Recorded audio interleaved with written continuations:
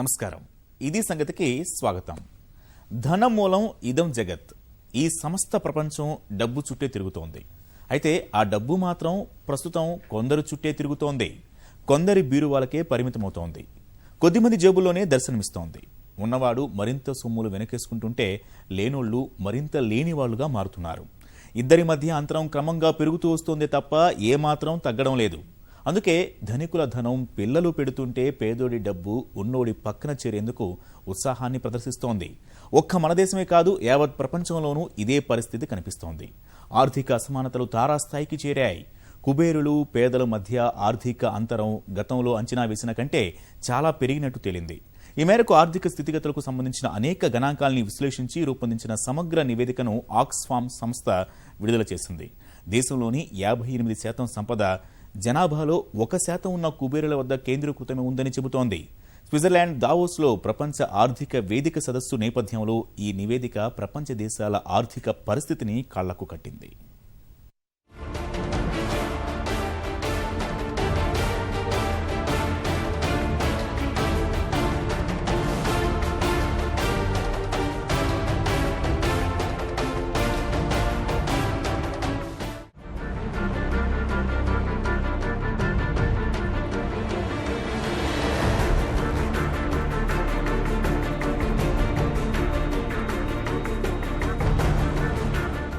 భారత్లో 1% సంపన్నుల చేతిలో 58% మంది సంపద కేంద్రీకృతం. ప్రపంచ జనాభాలో కింది స్థానంలో ఉన్న 50% జనాభా చేతిలో ఉన్న సంపదలు అత్యంత పై స్థానంలో ఉన్న 8 మంది సంపదకు సమానం. మత్సుకు ఇవి చాలు ప్రపంచ దేశాల్లో ఆర్థిక అసమానతలు ఎంతటి స్థాయిలో ఉన్నాయో తెలుసుకోవడానికి. ఆక్స్ఫామ్ అనే సంస్థ విడుదల చేసిన ఈ గణాంకాలు ప్రమాద ఘంటికలు మోగిస్తున్నాయి. బ్రిటన్కు చెందిన ఆక్స్ఫామ్ 18 అంతర్జాతీయ ప్రభుత్వేతర సంస్థలతో రూపుదిద్దుకున్న స్వచ్ఛంద సమాఖ్య. అంతర్జాతీయంగా నెలకొన్న తీవ్ర అసమానతలను క్షుణ్ణంగా అధ్యయనం చేసిన ఈ సంస్థ ఓ నివేదికను రూపొందించి విడుదల చేసింది. గతంలో ఉన్న, ప్రస్తుతం నెలకొన్న, భవిష్యత్తులో చోటు చేసుకోబోయే ఆర్థిక పరిస్థితులకు ఈ నివేదిక అద్దం పట్టింది.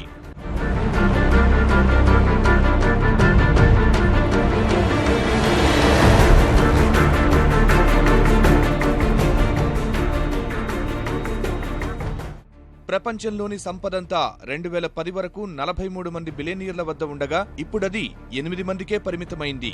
ఈ 8 మంది కుబేరుల వద్ద ఉన్న సంపద విలువ అన్ని దేశాల జనాభాలోని 50% మంది పేదలందరి వద్ద కలిపి ఉన్న సొత్తు విలువతో సమానమని ఆక్స్ఫామ్ వెల్లడించింది.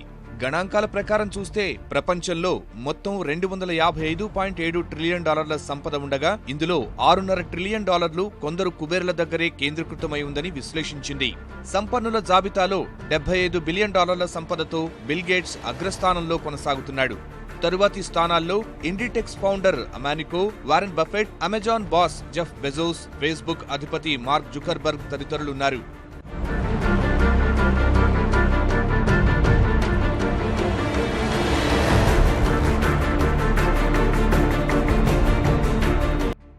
నిజానికి భారత్ వేగంగా అభివృద్ధి చెందుతున్న ఆర్థిక వ్యవస్థల్లో ఒకటి. పొరుగు దేశం చైనాకు ధీటుగా దూసుకుపోతోంది. కానీ ప్రస్తుత నివేదికల గణాంకాల్లో వివిధ అభివృద్ధి సూచీల్లో మాత్రం మన దేశం అంచనాలకు దూరంగా నిలిచింది. సమ్మిళిత అభివృద్ధిలో, ప్రతిభా పాటవాల్లో, ఉత్తమ నగరాల్లో భారత్ ర్యాంకులు దిగజారాయి. కేవలం స్థూల జాతీయోత్పత్తి జీడీపీ లెక్కల్నే కాకుండా వృద్ధి, అభివృద్ధి, సమానత్వం, సుస్థిరత వంటి 12 అంశాలను ప్రామాణికంగా తీసుకుని ఆక్స్ఫామ్ నివేదిక రూపొందించింది. ఆర్థికంగా ఎదుగుతున్న 79 దేశాలను పరిశీలించగా భారత్కు 60వ స్థానం దక్కింది. మనకంటే మన పొరుగు దేశాలైన చైనా, పాకిస్తాన్ ఈ విషయంలో మెరుగ్గా ఉన్నాయి. చైనా 15వ స్థానంలో, నేపాల్ 27వ స్థానంలో, పాక్ 52వ ర్యాంకులో ఉన్నాయి. పేదరికాన్ని తగ్గించుకుంటూ తలసరి జీడీపీ వృద్ధిలో మొదటి 10 దేశాల్లో ఒకటిగా భారత్ ఉన్న సమ్మిళిత అభివృద్ధి ఐడిఐలో మాత్రం 1 నుంచి 7 స్కోరులో 3.38 దాటలేదు. వివిధ కారణాల వల్ల ఆర్థిక అసమానతలు భారత్లో ఆందోళనకర స్థాయికి చేరాయని ఆక్స్ఫామ్ సంస్థ వార్షిక నివేదికలో పేర్కొంది. అది ఏ స్థాయికి చేరిందంటే దేశంలోని 58% సంపద జనాభాలో 1% మాత్రమే ఉన్న కుబేరుల చెంత పోగుపడేంత అని వెల్లడించింది. దాదాపుగా అన్ని దేశాల్లో ఈ అంతరాలు నెలకొని ఉన్నప్పటికీ ప్రపంచ సగటుతో పోలిస్తే మన దేశంలో ఆర్థిక అసమానతలు 8% ఎక్కువ అని తేలింది. దేశంలో మొత్తం $3.1 ట్రిలియన్ సంపద ఉండగా అందులో $248 బిలియన్ సంపద 84 మంది కుబేర్ల వద్దనే ఉండడం ఆశ్చర్యం కలిగిస్తోంది. అలాంటి కుబేరుల జాబితాలో $19.3 బిలియన్ రిలయన్స్ అధినేత ముఖేష్ అంబానీ అగ్రస్థానంలో, $16.7 బిలియన్ సన్ ఫార్మా వ్యవస్థాపకుడు దిలీప్ సంఘ్వి రెండవ స్థానంలో, $15 బిలియన్ విప్రో చైర్మన్ అజీం ప్రేమ్జీ మూడవ స్థానంలో ఉన్నారు. గత గణాంకాలు చూస్తే 1998-2011 సంవత్సరాల మధ్య అత్యంత దిగువన ఉన్న 10% పేదల ఆదాయాలు కేవలం $2,000 మాత్రమే పెరిగింది. ఇది సంవత్సరానికి 1% పెరుగుదలతో సమానం. ఇదే కాలంలో ద్రవ్యోల్బణం 15.3% నుండి 6.5% మధ్య నమోదైంది. ఆ ప్రకారం చూస్తే దిగువ ప్రజల వాస్తవ ఆదాయాలు తగ్గిపోయాయి తప్ప పెరగలేదు. అదే అత్యంత ఎగువన ఉన్న 10% సంపన్నుల ఆదాయాలు అదే కాలంలో సగటున 40,000 చొప్పున పెరిగాయి. ఇది 25% వార్షిక పెరుగుదల రేటుకు సమానం. ఇదే సమయంలో వేతన చెల్లింపుల విషయంలో భారత్లో లింగ వ్యత్యాసం భారీగా ఉందని ఆక్స్ఫామ్ గుర్తించింది. ఒకే పని ఇద్దరూ చేస్తున్నా పురుషులు మహిళల కన్నా 30% అధిక వేతనం పొందుతున్నారని లెక్కగట్టింది.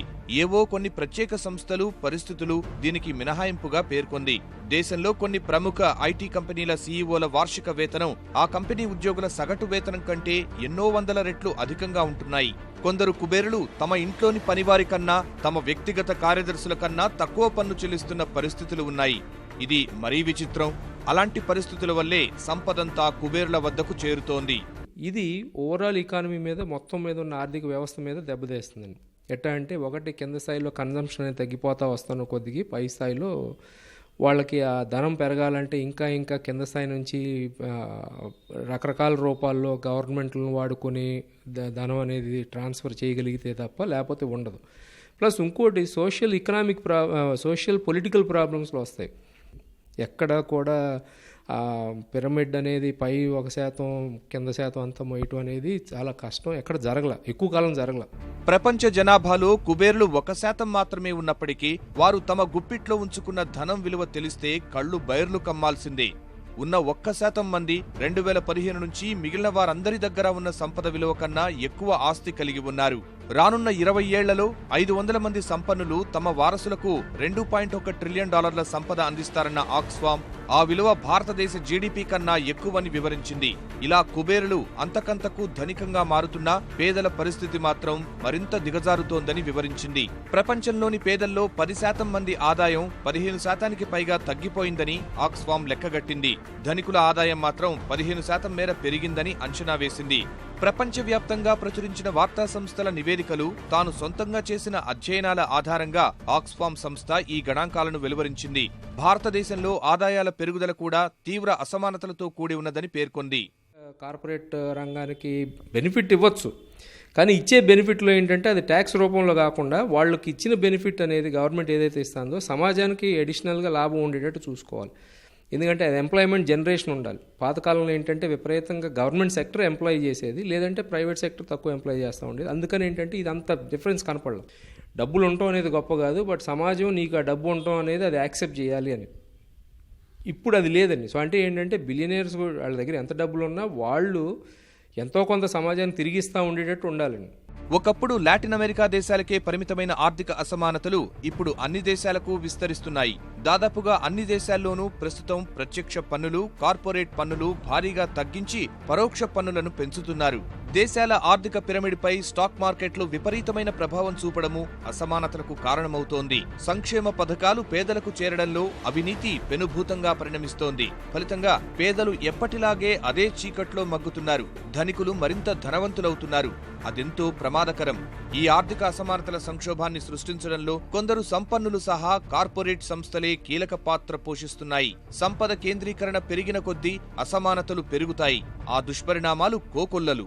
సంపన్నులు రాజకీయాలను, ప్రభుత్వాలను శాసించి విధానాలను, చట్టాలను తమకి అనుకూలంగా మార్చుకుంటారు. ప్రజల సంపదను, సహజ వనరులను లూటీ చేస్తారు. ప్రస్తుతం ప్రపంచవ్యాప్తంగా అనేక దేశాల్లో ఈ జాడ్యం మరింత పెరుగుతోంది. ఆ నేపథ్యంలోనే ఆర్థిక అసమానతలు చక్కదిద్దడంపై భారత్ సహా ప్రపంచ దేశాలకు ఆక్స్ఫామ్ కీలక సూచనలు చేసింది. ధనికుల నుంచి సరైన రీతిలో పన్నులు వసూలు చేసేలా చర్యలు చేపట్టాలని కోరింది. ఈ 8 మంది మధ్య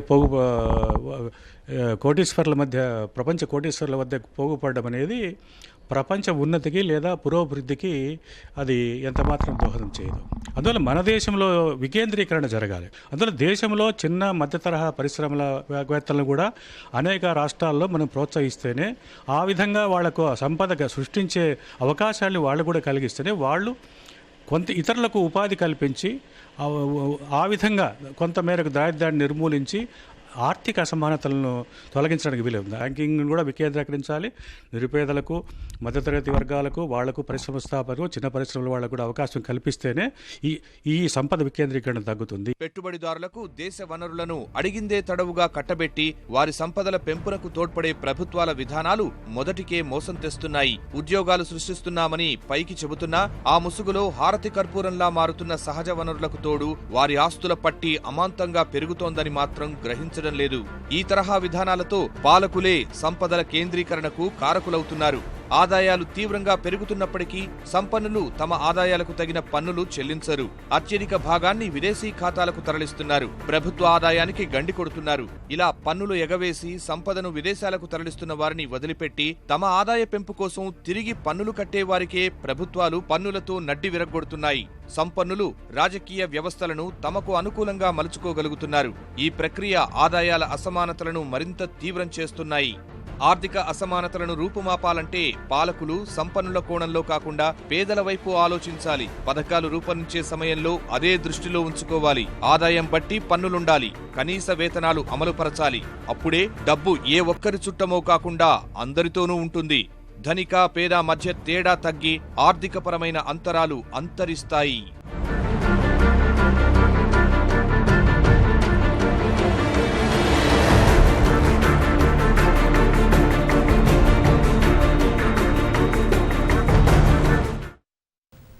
భారతదేశంలో ఆర్థిక అసమానతలు నానాటికి పెరిగిపోవడానికి అనేక కారణాలు. ఆ కారణాలు ఎంత తీవ్రమైనవో పర్యవసనాలు అంతకు మించే పెను ప్రభావాన్ని చూపిస్తూ ఉన్నాయి. మరి ఇన్నేళ్ల సంస్కరణలు ఏం సాధించాయంటే ఆక్స్ఫామ్ వంటి నివేదికలు అసలు నిజాన్ని చెప్పకనే చెబుతూ ఉన్నాయి. బాగుండడం అంటే వృద్ధు శిశుల పరుగులని అనుకునే అభివృద్ధి నమూనాలు ఈ అంతరాల్ని మరింతగా పెంచుకుంటూ పోతున్నాయి. కేవలం 30 నమోదిత సంస్థల షేర్ల కదలికల ఆధారంగా లెక్కలు వేసే బాంబే స్టాక్ ఎక్స్చేంజ్ సూచీలే 125 కోట్ల మంది జనాభా మంచి చెడులనే భావించే విధానాలు అసలుకే మోసం తెస్తున్నాయి. ఆర్థిక సంస్థల నివేదికలు చెప్పాయని కాదు గాని మొదటి నుంచి దేశంలో ఇదే పరిస్థితి. కాకతాళీయమో లేదా మరెలా అనుకున్నా ఏదైతే 1990 నుంచి సెన్సెక్స్ మైలురాయి ప్రస్థానం ప్రారంభించిందే అదే 1990ల నుంచి తర్వాతి కాలంలో అసమానతలు పూడ్చలేనంత పెరుగుతూ వచ్చాయి. సెన్సెక్స్ 1000 పాయింట్ల నుంచి లక్షల కోట్లు మదుపులతో 30,000 పాయింట్ల మైలురాయి వరకు వెళ్లి తచ్చాడుతూ ఉంటే సామాన్య మధ్యతరగతి వర్గాలు అదే స్థాయిలో నలిగిపోతుండడం చూస్తూనే ఉన్నాం. అసలు ఈ పరిస్థితికి ఎవరెవరు ఎంతవరకు కారణం?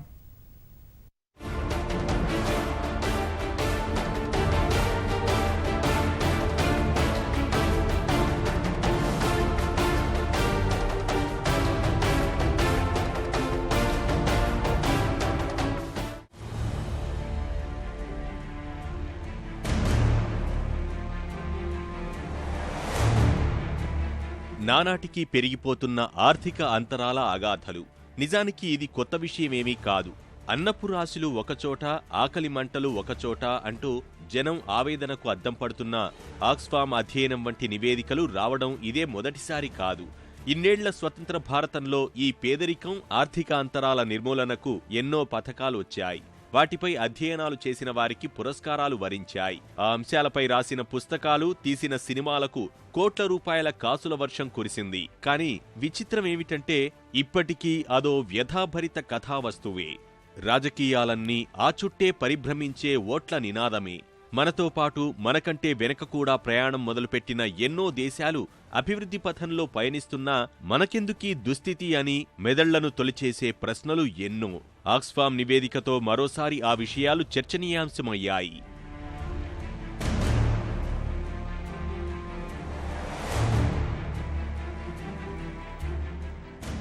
డబ్బుకి లోకం దాసోహం అన్నట్లుగా మారిన ప్రస్తుత తరుణంలో రూపాయి లేని ఎవ్వరి జీవితాలైనా చెల్లని చిత్తు కాగితాలే అవుతున్నాయి. వారి ఇష్టాలు కష్టాలు పట్టించుకునే తీరిక కూడా ఎవరికీ లేదన్నది ఒప్పుకొని తీరాల్సిన చేదు నిజం. 70 ఏళ్ల స్వతంత్ర భారతం అని ఉత్సవాలు చేసుకుంటున్న వేళ కూడా రాజ్యాంగ పీఠికలో ఘనంగా చెప్పుకున్న సామ్యవాద అనే పదానికి అర్థం కూడా తెలియని వారెందరో. ప్రపంచ ప్రఖ్యాతిగాంచిన ఫోర్బ్స్ పత్రిక ఏటా కుబేరుల జాబితాలను ప్రకటిస్తూ ఉంటుంది. అందులో భారత కుబేరుల జాబితా చూస్తే కళ్ళు బైర్లు కమ్ముతూ ఉంటాయి. 2016కి సంబంధించి కూడా అత్యంత సంపన్నుల జాబితాలో భారత్ నుంచి 84 మంది స్థానం దక్కించుకున్నారు. ముఖేష్ అంబానీ, దిలీప్ సంఘ్వి, అజీం ప్రేమ్జీ, శివనాడర్, లక్ష్మీ మిత్తల్, సునీల్ మిత్తల్, గౌతమ్ అదానీ, సావిత్రి జిందాల్, రాహుల్ బజాజ్, ఇన్ఫోసిస్ నారాయణమూర్తి, ఆనంద్ మహీంద్ర వంటి దిగ్గజాలెందరో ఆ జాబితాలో ఉన్నారు.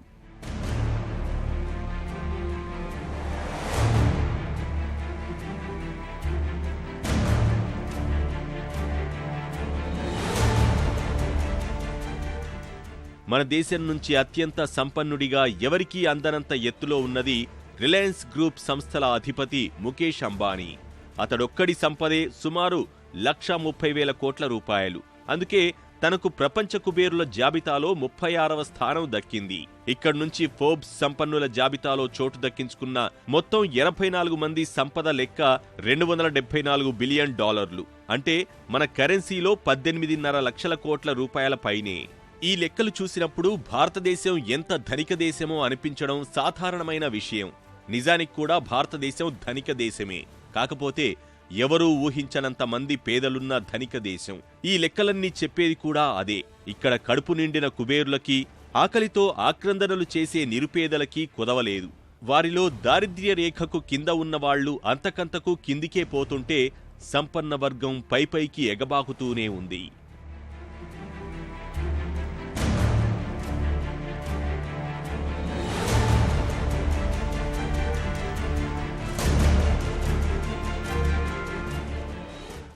ఇండస్ట్రీ పెరుగుతుంది, అటువంటి పెరుగుతూ వెళ్తున్నాయి కానీ బట్ గవర్నమెంట్ ఖర్చు పెట్టే ఏ రూపాయి కూడా సరిగ్గా వినియోగం జరగట్లేదు. కాబట్టి ఇంకా పేదవాళ్ళుగానే మిగిలిపోతున్నారు. పై టాప్ 1%, 2% లేకపోతే టాప్ 5%కి ట్యాక్సులు తగ్గిస్తా వెళ్తూ ఉంటే ఇంకా గవర్నమెంట్ డబ్బులు ఎక్కడ వస్తాయి ఖర్చు పెట్టడానికి? సో క్రమక్రమంగా ఏమైపోతుందంటే అందరికీ స్టాండర్డ్ ఆఫ్ లివింగ్ అయితే తగ్గిపోతా వస్తుంది గవర్నమెంట్ ఖర్చు పెట్టలేని పరిస్థితులు. ఇప్పుడు మన దేశంలో పాడి పంటలకి, సహజ వనరులకి కొదవే లేదు, మేధో సంపత్తికి లోటే లేదు. కానీ అదంతా నాణ్యానికి ఒక పక్కే, మిగిలినదంతా ఆకలి కేకల భారతమే. పేదరికం, ఆ చుట్టూ ముట్టడించే అనేక సమస్యలతో ప్రజలు కొట్టుమిట్టాడుతూనే ఉన్నారు. ప్రపంచ ఆకలి సూచి 2016 ప్రకారం కూడా పేదరికంతో బాధపడుతున్న 118 దేశాల్లో భారత్ 97వ స్థానంలో ఉంది. కడుపు నిండా బువ్వకులేని కటిక పేదలు ప్రపంచంలో ఎక్కువగా పోగయ్యేది భారత్లోనే. అది ప్రపంచ బ్యాంక్ కూడా నిర్ధారించింది. కానీ చిత్రమేమిటంటే ఈ రోజుకి దేశంలో పేదలు ఎంతమంది అనే లెక్కలు ప్రభుత్వాల వద్ద పక్కాగా లేకపోవడమే. ఒకవేళ ఉన్నా వాటిని ధైర్యంగా ప్రకటించే సాహసం ఇప్పటి వరకు ఏ ప్రభుత్వం చేయలేదు, ఇక ముందు చేస్తుంది అని అనుకోలేం కూడా. కారణం, అలా చేస్తే పేదరికంపై వారి పోరాటంలో చిత్తశుద్ధిని శంకించాల్సి వస్తుంది కాబట్టి. మరి ఇంకెంతకాలం ఈ రోటీ కపడా మకాన్ నినాదంతో దేశాన్ని ఇలాగే ఉంచుతారంటే స్పష్టమైన సమాధానము వారి నుంచి లభించదు.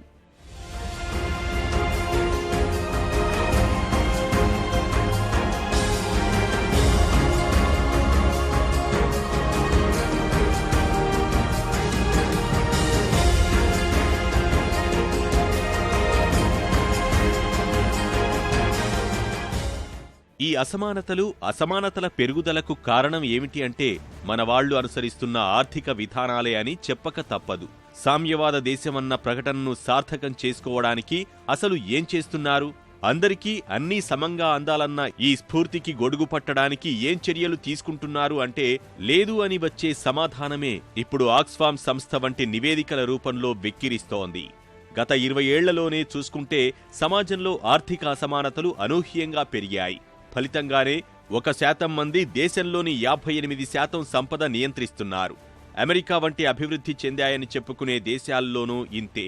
కాకపోతే అద్దాల మేడల మెరుపుల మాట నుంచి అవి వెలుగులోకి రాలేకపోతున్నాయి. 1% మంది చేతిలో అంత దేశ సంపద అంటూ ఉవ్వెత్తున ఎగిసిన ఆక్యుపై వాల్ స్ట్రీట్ వంటి ఉద్యమాల రూపంలో నిజాలు కొంతవరకైనా ప్రపంచానికి తెలుస్తూనే ఉన్నాయి. అన్నింటికీ అదే విరుగుడని చెప్పే పెట్టుబడిదారీ విధానమే 100% విజయవంతమైతే సరళీకరణతో పూర్తిగా అదే బాట పట్టిన భారత్కు ఎందుకు ఇన్ని అవస్థలు? ఆ క్యాపిటల్ ఉన్నవాడు ఎవడంటే అంతకుముందు ఉన్నవాళ్ళు రాజులు అవుతున్నారు. ఇప్పుడు రాజ్యాలు నశించిపోవచ్చు, కానీ ఆ రాజులతో కొంత డబ్బు వాళ్ళ దగ్గర ఉండటం వల్ల వాళ్ళ పొలిటికల్ ఇన్ఫ్లుయెన్స్ మళ్ళీ పాలిటిక్స్ రావడంలో పాలిటిక్స్లో ఉన్న వాళ్ళు పవర్ఫుల్ కావడంతో పవర్ఫుల్ వాళ్ళు రిచ్ పీపుల్ అయిపోయారు. అంటే between the highest income fellow, lowest income fellow ఆ గ్యాప్ని తగ్గించుకుంటా రావాలి. ఆ గ్యాప్ని తగ్గించుకుంటా రావాలంటే మనకు అంతకుముందు ప్రోగ్రెసివ్ ట్యాక్సేషన్ అనేది ఉండేది. ఆ ప్రోగ్రెసివ్ ట్యాక్సేషన్ అంటే you tax very high rates for rich people at a particular level.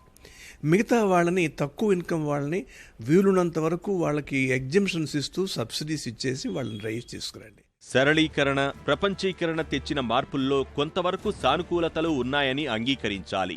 ఈ క్రమంలో మారిన పరిస్థితులతో ఉద్యోగ వర్గాలు, వ్యాపార వర్గాలు కొంతమేర లబ్ధి కూడా పొందారు. కానీ అదే సమయంలో గ్రామీణ, వ్యవసాయ, కింది స్థాయి వర్గాల పరిస్థితి దయనీయంగా మారింది. వ్యవసాయం, పారిశ్రామిక రంగాల పాత్ర నానాటికి పరిమితమవుతూ సేవల రంగం జూలు విదల్చడం స్మార్ట్ జీవితాలనైతే ఇస్తోంది, కానీ ఉపాధి రంగం భయంకర పరిస్థితులు ఎదుర్కొంటోంది. కేవలం పదుల సంఖ్యలో కార్పొరేట్ల చేతుల్లో సంపదంతా బందీ అవుతుంటే బీదా బిక్కి ఇంకా ఆ పూట ఎలా గడుస్తుందనే ఆలోచించాల్సి వస్తోంది. గ్రామీణ ప్రాంత చిత్రం మరీ దయనీయం. ఇప్పటికీ సగటున 5 సభ్యుల కుటుంబ ఆదాయం నెలకు 6,400 రూపాయలే అని ఒక అంచనా చెబుతోంది. 20 ఏళ్లలో 3 లక్షల మంది రైతులు ఆత్మహత్య చేసుకోవడం వ్యవసాయ రంగంలో నెలకొన్న సంక్షోభం తీవ్రతను చావుడప్పు కొట్టి మరీ చెబుతోంది. కానీ దేశానికే అన్నం పెట్టే రైతన్న ఆకలి తీర్చే నాథుడు లేకుండా పోతున్నాడు. బహుశా పాలకులు అనుసరిస్తున్న పెట్టుబడిదారీ విధానం వల్లనే ఇంత జరిగి ఉండకపోవచ్చు. ఆ పేరుతో వెర్రితలలు వేస్తున్న క్రోనీ క్యాపిటలిజంతో అసలు సమస్య అంటారు సామాజిక ఆర్థిక నిపుణులు. అంటే ఆశ్రిత పెట్టుబడిదారీ విధానం. అదే ఈ దేశంలో కులమతాలకు అతీతమైన ఒక సంపన్న సామాజిక వర్గాన్ని సృష్టించి, పెంచి, పోషించి జాతి సంపద, వనరులను వారికి పందారం పెట్టేలా చేస్తోంది. పాలకులను ఆశ్రయించిన నేతలు, పాలకుల అవతారమెత్తిన కార్పొరేట్ రాజకీయాలతోనే అసలుకే మోసం వస్తోంది. వాళ్ల కోసం వాళ్లను ఆశ్రయించిన పెట్టుబడిదారులు, బంధువులు, స్నేహితులు ప్రలోభాల ద్వారా దగ్గరైన వారి కోసం పాటుపడడంతోనే వారి ప్రజాసేవ తెల్లారిపోతోంది. ఏటికేటా దేశ సంపదను ఎలా దుబారా చేస్తున్నారో కాగ్ నివేదికలు నిలువునా కడిగేస్తున్నా వారికి చీమైనా కుట్టినట్లుండదు. చేసిన నష్టాన్ని పూడ్చుకునే ప్రయత్నం చేయాలి అన్న ఆలోచనైనా వారి దరికి రానివ్వరు. అలా సంపద కేంద్రీకరణకు పాలకులే ఒక ప్రధాన కారణం అనడానికి కావలసినన్ని ఉదాహరణలున్నాయి. ఇక కార్పొరేట్ రంగం ఓ రూపాయిని సంపాదించడం మరో రూపాయికి తెలిసినంతగా వేరెవ్వరికీ తెలీదు. అదే సూత్రంతో పన్నులు ఎగవేసి మరీ తమ సంపద వేర్వేరు రూపాల్లోకి మళ్లిస్తూ ఆర్థిక అంతరాలకు బీజం వేస్తున్నారు. విషయం అక్కడితో ఆగిపోలేదు. పాలకులు ఆదాయ పెంపు కోసం పన్నులు కట్టేవారిపైనే మళ్లీ పన్నులు పెంచడం, పరోక్ష పన్నుల్లో వాతలతో ద్రవ్యోల్బణం పెరిగి కొనుగోలు శక్తి, పొదుపు శాతాలు కోసుకుపోతున్నాయి. ఇప్పటివరకు ఉన్న అధ్యయనాలు అన్నీ కూడా అదే చెబుతున్నాయి. నిరుద్యోగం, ద్రవ్యోల్బణం, పన్ను ఎగవేతలు, కఠినమైన పన్ను విధానాలు, లోపభూయిష్టమైన వ్యవసాయ విధానాలే ఆర్థిక అంతరాలకు ప్రధాన కారణంగా రూఢిగా చెబుతున్నాయి. ఈ సువిశాల ప్రజాస్వామ్య భారతంలో వారసత్వం కూడా ఒక ప్రధాన భూమిక పోషిస్తోంది. తాతలు తండ్రులు ఇచ్చిన సంపదతో సహజంగానే కొందరికి అన్నీ అందుబాటులోకి వచ్చి మెరుగైన జీవనాలకు బాటలు పడుతున్నాయి. అదే స్థాయిలో చేరుకోవడానికి మధ్య, కింది తరగతి వర్గాలు ఎన్నో సంఘర్షణలను అధిగమించాల్సి వస్తోంది. ఇందులోనూ ఆడ, మగ అని అంతరాలు మరో ముఖ్యమైన గమనించాల్సిన అంశం. ఇదే పరిస్థితి ఉన్నవాళ్లు, లేనివాళ్లనే వర్గ విభజనే కాక వారి మధ్య విరోధానికి కారణమవుతోంది. స్వప్రయోజనాల కోసం రాజకీయ అధికారం దుర్వినియోగం జరుగుతోంది. పేదల్ని కొట్టి పెట్టెలు నిండా కూడబెట్టుకునే ధనిక స్వామ్యం, ఏకఛత్రాధిపత్యాలకు అదే మూలం. నైతిక విలువలు పతనం, తగిన అవకాశాలు లేకపోవడం అప్రజాస్వామికమైన అనేక పరిణామాలకు దారితీస్తోంది. రాజ్యం కానీ, నివాసం కానీ అన్నీ కూడా ఖరీదైనటువంటి వస్తువులుగా, అంగడి సరుకులుగా మారిపోయినాయి. అందువల్ల ప్రజల యొక్క కొనుగోలు శక్తి పడిపోతున్నది. దీన్ని ఆశగా తీసుకుని సంపన్నులు మరింత దోపిడీ విధానాలను కొనసాగిస్తూ ఉన్నారు. ఇటీవల కాలంలోనే భారతదేశంలో బిలియనీర్ల సంఖ్య పెరిగిపోతున్నది, మిలియనీర్ల సంఖ్య పెరిగిపోతున్నది. వారి యొక్క సంపద గుట్టల గుట్టలుగా పోగైతున్నది. పని హక్కు లేదు కానీ ఆస్తి హక్కు ఉన్నది. గ్రామీణ ప్రాంతంలో భూ సంస్కరణల చట్టం వచ్చింది, భూమిని వికేంద్రీకరించడానికి దోహదపడింది. కానీ పట్టణ ప్రాంతాల్లో సంపద పైన భూములపైన ఒక విధమైనటువంటి నిబంధనలు లేవు, విచ్చలవిడిగా పెరిగిపోతున్నది. అంతిమంగా ఒకటి మాత్రం వాస్తవం, దేశంలో సంపద పెరిగితే అది క్రమంగా పేదరికాన్ని తగ్గిస్తుందని పాలకులు దశాబ్దాలుగా చెప్తున్నప్పటికీ వృద్ధి సూచీలు ఎంత పరుగులు తీసినా ఉపాధి అవకాశాలు పెరగడం, పేదరికం తగ్గడం జరగడం లేదు. భిన్నంగా పేదరికం పెరుగుతోంది. ఇప్పుడు ప్రపంచ ఆర్థిక వేదిక సదస్సుకు ముందు అధ్యయనాలు అదే చెబుతున్నాయి. వాస్తవానికి ప్రజల కొనుగోలు శక్తి పెరిగినప్పుడే దేశంలో నిజమైన స్థిరమైన అభివృద్ధికి బలమైన పునాదులు పడతాయి. ఆ విషయం మన పాలకులు పూర్తి స్థాయిలో అర్థం చేసుకునే వరకు ఈ ఆర్థిక అంతరాలు ఇలానే వెంటాడుతూనే ఉంటాయి, వెక్కిరిస్తూనే ఉంటాయి. మరిన్ని విభిన్న అంశాలతో మరో ఇది సంగతిలో కలుసుకుందాం. నమస్కారం.